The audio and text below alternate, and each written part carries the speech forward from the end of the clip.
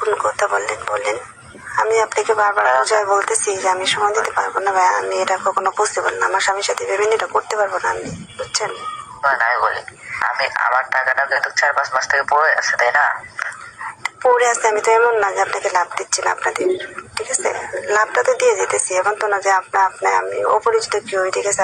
আপনার আমার হাজবেন্ড তো আপনার বন্ধু, তাই না? এমন তো না যে টাকাটা আপনার মায়ের দিয়ে দিতেছি, এমন তো না, এরকম কিছু কথা না। না, আপনি তো আপনি তো সুদে টাকা লাগাই দিয়েছেন, তাহলে সমস্যা কি? এমন তো না যে আপনাকে কোনো টাকাটা দেওয়া হচ্ছে না অথবা লাভটা দিচ্ছে না, এমন তো না, এরকম কোন এক মাসের কথা বলিস, 4-5 মাস হয়ে যাচ্ছে, আমার লাভেরও খোঁজ নাই, তাহলে আমাকে আসল টাকাটা উদ্ধার করতে হবে। শুনুন, আমি আপনাকে একটা কথা বলি, যেহেতু আপনি টাকা লাগাই দিয়েছেন এর সাথে মানে বিভিন্ন জায়গায়, সেই হিসাবে আমার হাজবেন্ড তো মনে করেন লাভের টাকাটা আপনাকে দিয়ে দিতেছে, এমন তো না যে লাভের টাকা দিতেছে না, আসলটা দিতেছে না, আসলটা তো দিবেই, যেহেতু আমার হাজবেন্ড একটু অসুস্থ, একটু ছাড় দেন, আপনি তো ওর ফ্রেন্ড, এতটুকু ছাড় দেন। এরকম না তো, ও যদি সুস্থ হয়ে যায় তারপর ও ইনশাল্লাহ মানে ই করে পরে শুধু আসলে মানে লাভে আসলে দেওয়া দিবে আপনাকে, বুঝতে পারছেন? আসলটা সহ দেওয়া দিবে। আপনি তো টাকা এই করতে আসছেন, এমন তো না যে আপনাকে টাকা করতে দিতেছে না, প্রতি মাসে তো লাভটা দিয়ে দিতেছে আপনাকে, তাই না? আচ্ছা ভাবি, আপনি আমি যেটা বললাম ওটা আপনি একটু চিন্তা ভাবনা করে দেখেন। হ্যাঁ এক করে আপনি বারবার কেন বলতেছেন কোন? বিশ্বাস করেন ভাই, আমার হাজবেন্ডটা এত অসহায় লাগে ওরা দেখলে, ঠিক আছে?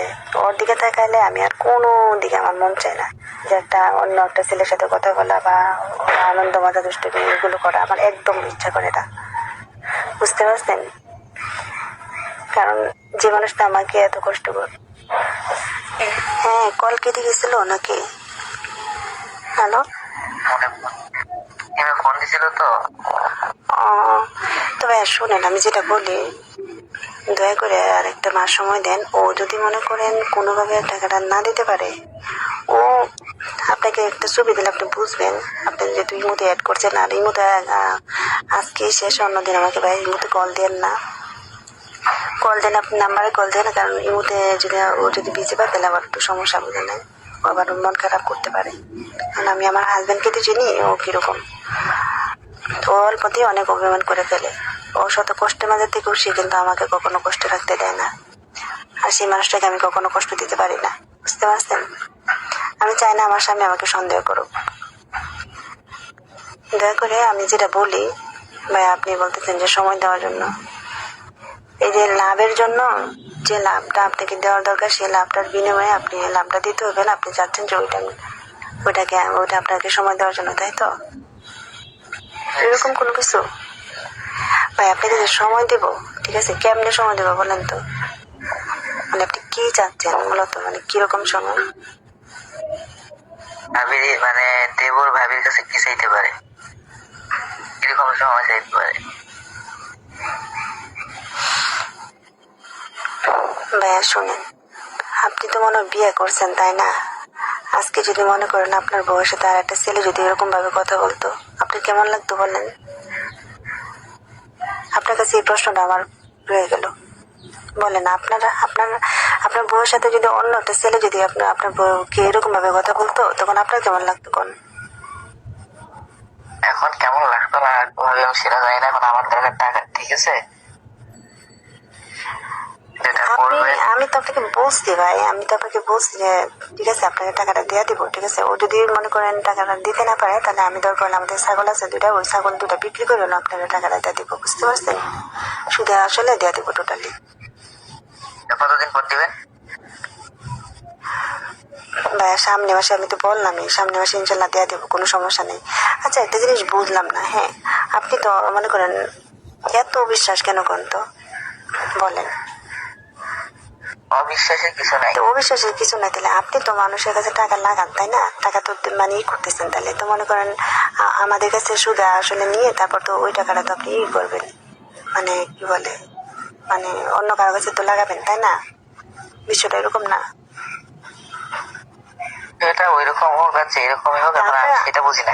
আপনার তো শুনছো, আপনি তো লাভটা দিয়ে দিতেছি, তাহলে তো আপনার তো কোনো সমস্যা নাই।